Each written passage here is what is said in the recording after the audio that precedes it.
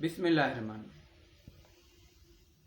آج کا ہمارا ٹاپک ہے نامحرم سے محبت۔ بہت زیادہ تعداد میں ہماری ینگ جنریشن اس چیز میں انوالو ہو رہی ہے اور ڈیلی بیس پہ یہ بڑھتی جا رہی ہے۔ تو آئیے دیکھتے ہیں کہ ہمارا دین اس بارے میں کیا کہتا ہے۔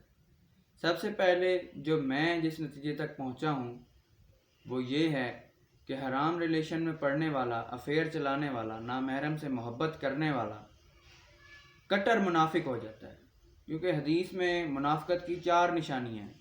ایک، جب بات کرے تو جھوٹ بولے۔ آپ ذرا سوچئے کہ آپ اگر کسی ایسے لڑکے سے بات کریں جس کا کسی کے ساتھ افیئر ہے، وہ اکثر جھوٹ بولتا ہے، اکثر اوقات وہ جھوٹ ہی بولتا ہے اپنی زندگی میں ہر کسی سے۔ اگر اس سے کوئی پوچھتا ہے کہ آپ کس سے بات کریں تب بھی جھوٹ، اگر اس کے والد صاحب پوچھیں گے آپ کس سے بات کریں تو بھی جھوٹ بولے گا۔ اس کے علاوہ جب وعدہ کرے تو وعدہ خلافی کرے، تو ایسے لوگ وعدہ خلافی بھی کرتے ہیں بہت سارے لوگوں کی۔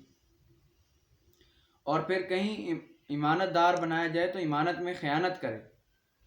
اب یہ ہم سب جانتے ہیں کہ ایک دوسرے کا مال، عزت اور جان ہر کسی پر حرام ہوتی ہے، تو کسی کی عزت کے ساتھ کھیلنا یہ بھی تو ایک قسم کی خیانت ہی ہے۔ تو وہ خیانت بھی کرتا ہے، خائن بن جاتا ہے۔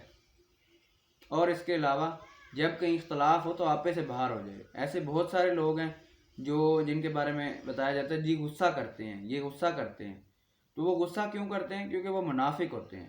اسلام میں تو ایک صحابی نبی صلی اللہ علیہ وسلم کے پاس گئے اور اس سے پہلے وہ جاتے ہوئے دوسرے صحابی سے کہتے ہیں کہ آج میں نبی صلی اللہ علیہ وسلم سے ایسی نصیحت لوں گا کہ اس کے بعد مجھے کسی اور نصیحت کی ضرورت نہیں پڑے گی۔ جا کے نبی صلی اللہ علیہ وسلم کے سامنے بیٹھے اور کہا نبی صلی اللہ علیہ وسلم سے کہ یا رسول اللہ مجھے کوئی ایسی نصیحت فرما دیں کہ مجھے دوبارہ کسی اور نصیحت کی ضرورت نہ پڑے، مجھے کوئی بہت زیادہ یعنی کہ اچھی سے اچھی مجھے کوئی نصیحت بتا دیں۔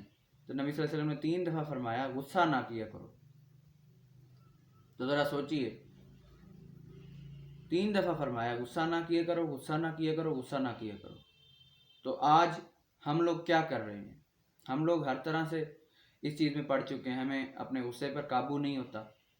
غصے میں آ کر ہم ایسی باتیں بول جاتے ہیں کہ بعد میں ہمیں پچھتانا پڑتا ہے۔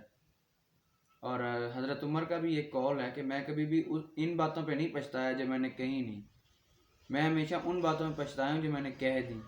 اگر یعنی کہ کسی جگہ پہ آپ کا کوئی بھی مناظرہ ہو یا کوئی مباحثہ ہو تو ہمیں یہ کرنا چاہیے کہ ہم خاموش ہو جائیں، اور خاموشی پہ کبھی پچھتاوا نہیں ہوگا کہ کاش ہم اس دن بول پڑتے، لیکن بولنے پر ہمیشہ پچھتاوا رہے گا، ایک ریگریٹ رہے گا کہ یہ بات ہمیں وہاں نہیں کرنی چاہیے تھی۔ لیکن الفاظ کے زخم کبھی نہیں بھرتے اور باقی ہر طرح کے زخم جو ہیں وہ بھر جاتے ہیں۔ یہی وجہ ہے کہ ہم لوگ ایک دوسرے کو معاف نہیں کر پاتے، کیونکہ الفاظ کے زخم وقت کے ساتھ ساتھ نہیں بھرتے، یہ اور گہرے ہو جاتے ہیں۔ مگر ہمیں کرنا یہ چاہیے کہ ہمیں اپنا دل بڑا کرنا چاہیے، کیونکہ اللہ تعالیٰ کی یہ صفت ہے کہ اللہ تعالیٰ معاف کرنے والے ہیں۔ ہم جب دن میں اللہ تعالیٰ کی کتنی نافرمانی کرتے ہیں، کتنے زیادہ گناہ کرتے ہیں، مگر پھر بھی اللہ تعالیٰ کی ذات ہمیں معاف کر دیتی ہے۔ تو ہمیں بھی چاہیے کہ ہمارے ساتھ چاہے جتنا بھی برا ہو جائے ہمیں معاف کر دینا چاہیے۔